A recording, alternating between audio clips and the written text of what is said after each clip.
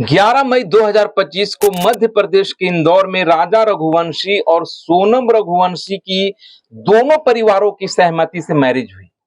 दोनों ने हनीमून का प्लान बनाया और मेघालय जाने की बात कही। नई नवेली पत्नी की इच्छा पूर्ति के लिए बेचारे राजा रघुवंशी भी मेघालय जाने को तैयार हो गए। 20 मई 2025 को दोनों मेघालय के लिए रवाना हो गए। 22 मई 2025 को इंदौर कपल शिलांग में 4 दिन के लिए बाइक किराए पर ले ली और सोहरा की यात्रा पर निकल गए। और 2 जून 2025 को राजा रघुवंशी का गहरी खाई में पड़ा शव मिला, जबकि सोनम लापता थी। सोनम की तलाश शुरू हुई।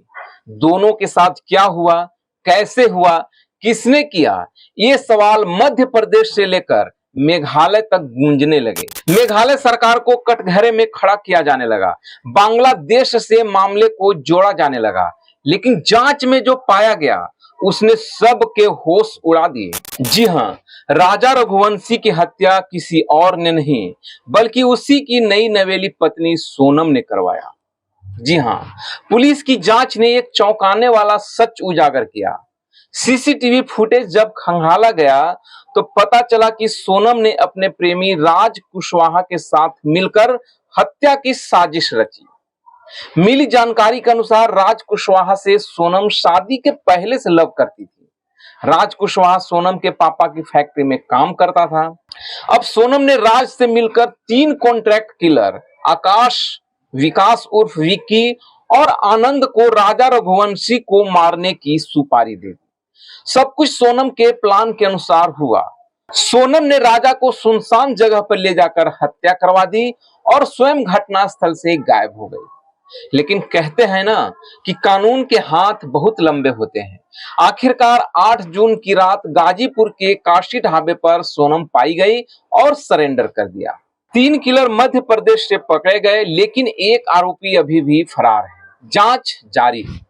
अब सवाल उठता है कि एक के बाद एक निर्दोष पतियों की हत्या वो भी उन्हीं की पत्नियों के द्वारा कर दी जा रही है या करवा दी जा रही है, जिसके साथ देवी देवता के सामने, समाज के सामने 7 फेरे लेते हैं, हर सुख दुख में साथ निभाने की कस्में खाते हैं। क्या ये हमारे समाज में डर का माहौल नहीं बना रही है, या कहीं ये हमारे समाज में एक नए बदलाव का संकेत तो नहीं? आज भी हमारा समाज लव मैरिज को सहर्ष स्वीकार नहीं करता। आमतौर पर होता यह है कि लड़की प्यार किसी और से करती है, लेकिन घर वालों के दबाव में आकर शादी किसी और से कर लेती है। नतीजा आप सबके सामने है।